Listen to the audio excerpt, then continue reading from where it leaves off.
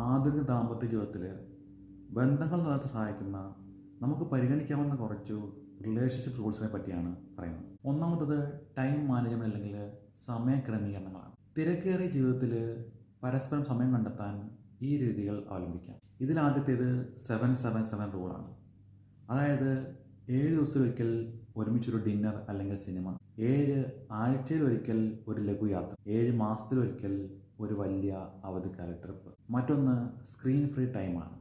അതായത് ഉറങ്ങുന്നതിന് മുമ്പ് ഒരു അരമണിക്കൂർ ഒരുമിച്ചിരുന്ന് മൊബൈൽ ഫോണെല്ലാം മാറ്റി വെച്ച് സംസാരിക്കും. ഇനി പ്രധാനപ്പെട്ട രണ്ടാമത്തെ റൂൾ പറയുന്നത് ഉത്തരവാദിത്തങ്ങൾ പങ്കിടലാണ്. ലിംഗവിഭജനമില്ലാതെ വീട്ടുജോലികൾ പങ്കിടുന്നത് ബന്ധം കൂടുതൽ ദൃഢമാണ്. മാനസിക സമ്മർദ്ദം കുറയ്ക്കാനും ഇത് സഹായിക്കും.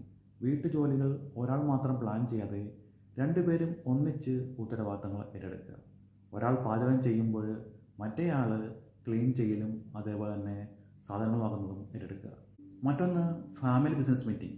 ആഴ്ചയിൽ ഒരിക്കലും ഒരു 15 മിനിറ്റ് വരാനിരിക്കുന്ന ആഴ്ചയിലെ ചെലവുകളെ പറ്റിയും പ്ലാനുകളെ പറ്റിയും ഡിസ്കസ് ചെയ്യുക. ഇനി മൂന്നാമത്തെ പ്രധാന റൂളാണ് വഴക്കുകളും പ്രധാന പരിഹാരങ്ങളും. വഴക്കുകൾ ഉണ്ടാവുക എല്ലായിടത്തും സ്വാഭാവികമാണ്.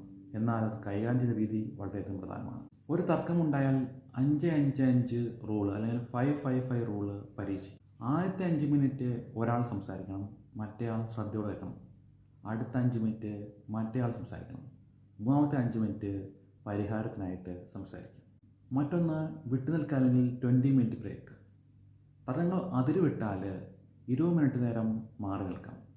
അതിനുശേഷം മനസ്സ് ശാന്തമാവുമ്പോൾ വീണ്ടും സംസാരിക്കും. മറ്റൊന്ന് പഴയ കാര്യങ്ങൾ വലിച്ചഴിക്കാതിരിക്കുക. ഇപ്പോഴെന്താണ് പ്രശ്നം അത് മാത്രം സംസാരിക്കുക, അല്ലാതെ പഴയ തെറ്റുകൾ ഓർമ്മിപ്പിച്ച് കുറ്റപ്പെടുത്താതിരിക്കുക. ഇനി നാലാമത്തെ റൂളാണ് വൈകാരിക അടുപ്പം അല്ലെങ്കിൽ ഇമോഷണൽ കണക്ഷൻ. നന്ദി പ്രകടിപ്പിക്കുക.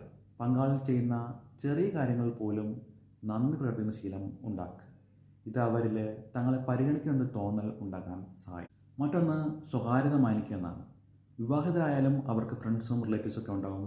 അവരുമായിട്ട് ബന്ധങ്ങൾ കാത്തു സൂക്ഷിക്കാനും അതേപോലെ തന്നെ അവരുടെ ഹോബികൾ നിലനിർത്താനും അവരെ അനുവദിക്കുക. മറ്റൊന്ന് പബ്ലിക് ലോയൽറ്റിയാണ്. പങ്കാളിയെ പറ്റിയുള്ള പരാതികൾ മറ്റുള്ളവർ മുന്നിൽ വെച്ച് പറയാതിരിക്കുക. അത് സ്വകാര്യമായിട്ട് പറയേണ്ടതാണ്. ചുരുക്കത്തിൽ ആധുനിക ദാമ്പത്യം എന്ന് പറയുന്നത് ഒരാൾ കീഴടങ്ങുന്നതല്ല, മറിച്ച് ഒരു ലക്ഷ്യത്തിലേക്ക് തുല്യമായി നിന്നൊരു പാർട്ണർഷിപ്പാണ്.